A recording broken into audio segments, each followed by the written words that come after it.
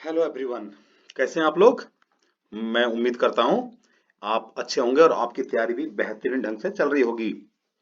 तो चलिए, आज हम रेनबो बुक से क्लास 12वीं के जो चैप्टर है a child is born written by Germaine Greer, उसकी ऑब्जेक्टिव क्वेश्चन आपके साथ शेयर करता हूं। देखता हूं कि आप कितने प्रश्नों का सही जवाब दे पाते हैं। तो चलिए शुरू करते हैं। पहला क्वेश्चन देखिए। फर्स्ट क्वेश्चन हमारा क्या है? फर्स्ट क्वेश्चन है on the occasion musical program is given by. अब यहाँ पे कौन सा ओकेजन की बात की जा रही है? ओकेजन का मतलब होता है अवसर। याद रखिए, इस वर्ड को याद रखिए आप, क्योंकि यह जो है आपके एग्जामिनेशन में भी कभी कभी देखा जाता है। कहता है करेक्टली स्पेल्ड वर्ड दे देगा आपको, है ना। Occasion, O double C A S I O N, ध्यान रखिएगा। यह शब्द कई बार करेक्ट स्पेल्ड वर्ड में आता है। याद रखिएगा, इसको स्टार बना लीजिए। ओकेजन का मतलब होता है अवसर। किस चीज के अवसर की बात की जा रही है? यहाँ अवसर की जा रही है जब कोई बेबी का बर्थ होता है, जब किसी बच्चे का जन्म होता है। म्यूजिकल का मतलब संगीत वगैरह गाना, है ना। तो कहता है कि जो ऑन द ओकेजन, उस अवसर पे म्यूजिकल प्रोग्राम इज गिवन, उस मौके पे कौन देता है म्यूजिकल प्रोग्राम? तो दिया जाता है उसको by the women and the girl child. ये वाला सही आंसर है। जो महिलाएं होती है और जो लड़कियां होती है, उनके द्वारा वहां गाने बजाने का कार्यक्रम किया जाता है। द सेरेमनी, सेरेमनी का मतलब होता है क्या? सेरेमनी का मतलब होता है किसी भी उत्सव को मनाना, है ना। द सेरेमनी इज हेल्ड, ये जो सेरेमनी है ये कब मनाई जाती है? ये मनाई जाती है, या is held only for boy, only for girl, for both. अब भाई ऐसा है कि यह जो मनाया जाता है ये दोनों के लिए मनाया जाता है ना। जो भी अवसर होता है, लड़का हो या लड़की, ये दोनों के लिए ही मनाया जाता है। अगला क्वेश्चन देखिए। In Bangladesh children are looked after by. Bangladesh में लुक्ड आफ्टर का मतलब क्या होता है my dear students? Looked after का मतलब होता है देखभाल। लुक्ड आफ्टर का मतलब क्या हुआ? देखभाल। कहता है कि बांग्लादेश में बच्चों की देखभाल की जाती है किसके द्वारा? तो ऑब्वियसली होल फैमिली के द्वारा। पूरा परिवार अपने बच्चों का केयर करता है ना। हमारे घरों में भी, आपके घरों में भी, अपने घरों में भी इस चीज को देखा जा सकता है। नेक्स्ट क्वेश्चन देखिए। कहते हैं who has written a child is born. Title से पता चल गया किसने लिखा है? जर्मैन ग्रीर ने। कहां पर है? जी ग्रीड, देखिए, धोखा मत खाइएगा। अगला क्वेश्चन देखिए। कहते हैं ड्यूरिंग प्रेगनेंसी। ये प्रेगनेंसी आप समझते हैं ना? प्रेगनेंसी, प्रेगनेंसी होता है उस पीरियड को कहते हैं जब एक बच्चा अपनी माँ के पेट में पल रहा होता है। इसको कहते हैं प्रेगनेंसी। समझ में आया ना? जब एक बेबी अपनी माँ के गर्भ में पल रहा होता है, वो जो पीरियड होता है 9 मंथ्स का, है ना, उस दौरान उस फीमेल को, उस औरत को कहा जाता है प्रेग्नेंट, है ना। उसी को कहा जाता है प्रेगनेंसी पीरियड। ठीक है ना, गर्भावस्था, है ना। The best place for women is, और एक महिला के लिए जो सबसे अच्छी जगह होती है वो कौन सी होती है जब वो प्रेग्नेंट होती हैं? तो उनका जो अपना घर होता है, यानी कि मदर्स हाउस जो होता है ना, यानी कि उस लड़की का जो मायका होता है। आप समझते हैं, लोकल भाषा में उसको नहर कहा जाता है, नहरा, समझते हैं? तो चलिए, मदर्स हाउस जो होती है उसको कहते हैं। अगला है ड्यूरिंग प्रेगनेंसी। प्रेगनेंसी के दौरान यानी गर्भावस्था के दौरान women prefers her mother's house. वो एक लड़की जो है, एक औरत जो है, वह पसंद करती है। प्रेफर का मतलब जाना पसंद करती है अपने मदर के घर, अपनी माँ के घर जाना पसंद करती है। क्यों जी? क्योंकि सी गेट्स प्रॉपर केयर देयर, क्योंकि वहां पे उसकी अच्छी से देखभाल होती है ना। उसकी माँ होती है, उसकी बहनें होती हैं, है ना, उसकी दादी भी हो सकती है। तो उनका वो प्रॉपर केयर करती है। प्रॉपर केयर करना मतलब होता है सही से उनका ध्यान रखना, सही से उनका ख्याल रखना। वेन बेबी इज बॉर्न, जब एक बेबी का जन्म होता है, यानी जब एक बच्चे का जन्म होता है, इट इज एन ओकेजन, है ना, ये एक अवसर होता है। किस बात का अवसर होता है? ऑफ जॉय फॉर, किस बात का आनंद के लिए अवसर होता है? तो पूरे परिवार के लिए होता है। किसके लिए होता है? ऐसा थोड़ा है कि खाली माँ को खुशी होती है, ऐसा भी नहीं कि पिता को खुशी हो। और अजनबियों की क्या कहें, स्ट्रेंज का मतलब अजनबी होता है। पूरा परिवार उसमें शरीक होता है उस खुशी में। समझ रहे ना आप?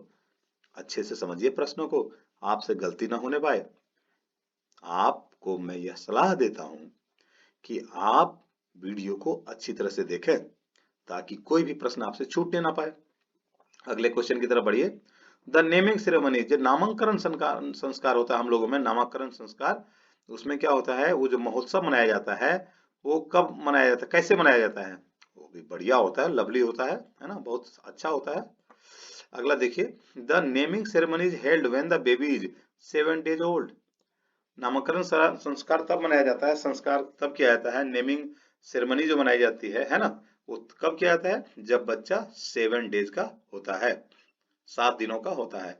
New clothes are brought for, किसके लिए खरीदा जाता है, बेबी के लिए भी और मदर के लिए भी, यानी कि ऑप्शन क्या होगा, बोथ सही आंसर होगा।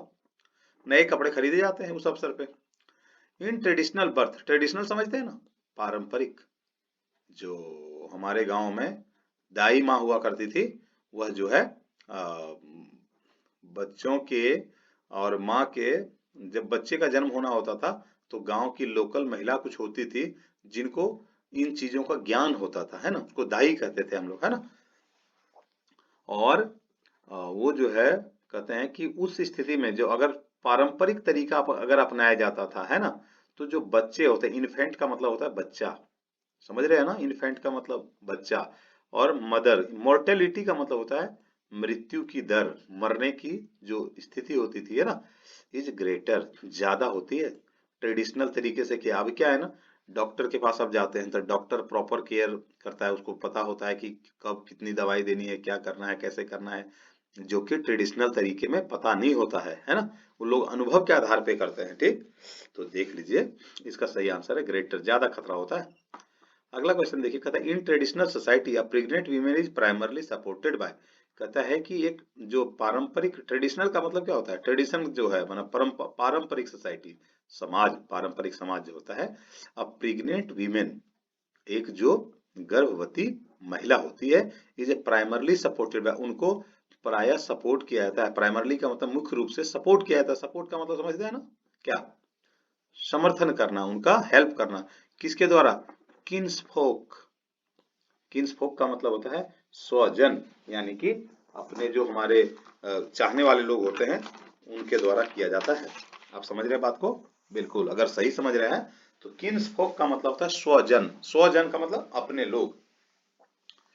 नेक्स्ट क्वेश्चन देखिए, कहते हैं कि in traditional society a women lose her own name, कहते हैं ट्रेडिशनल सोसाइटी में क्या होता है, एक जो वीमेन होती है, एक जो औरत होती है, वह अपना नाम खो देती है, and is known as the mother of her first born child, वह जो है अपने पहले बच्चे के नाम से जानी जाती है।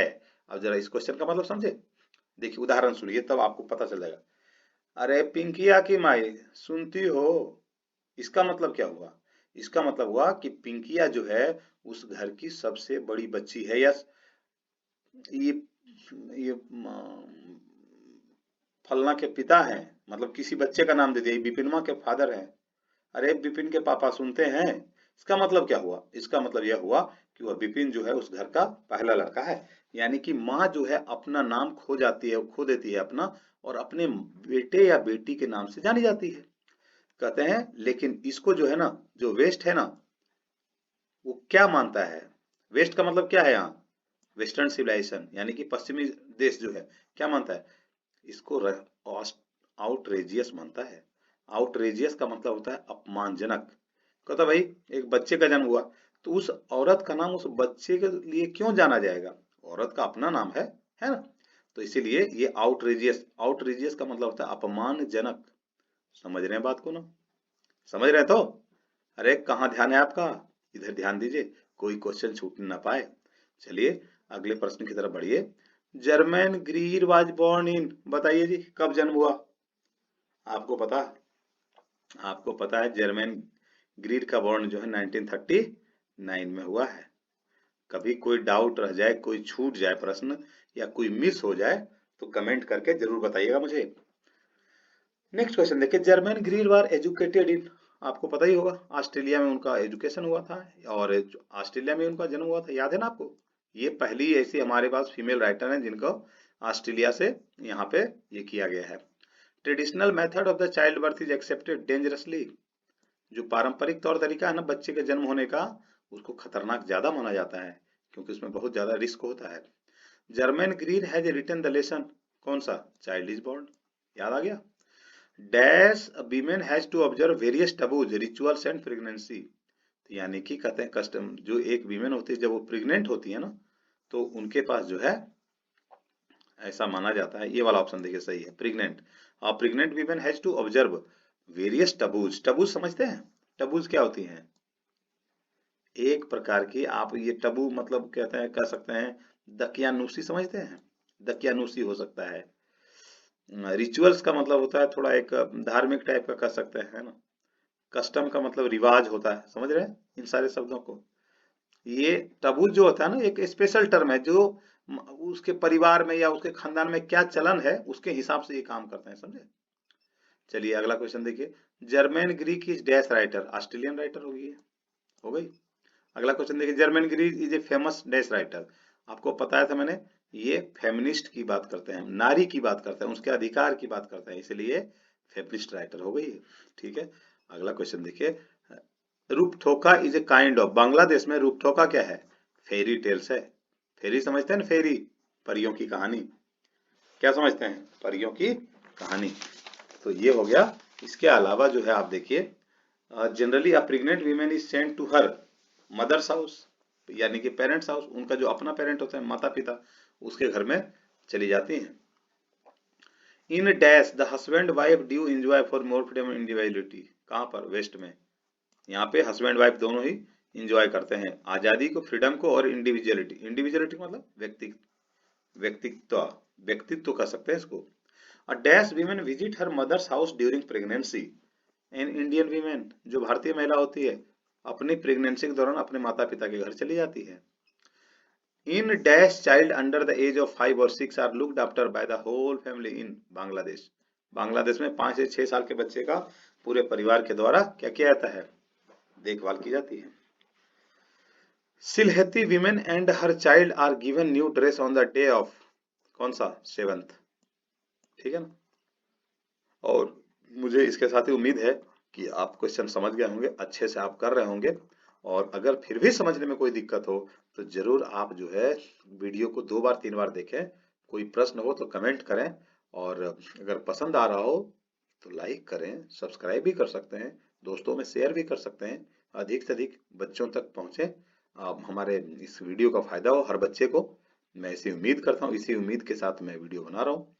चलिए, अगर पसंद आया है तो मैं अगला वीडियो आपके लिए जल्द ही रिकॉर्ड करने वाला हूँ।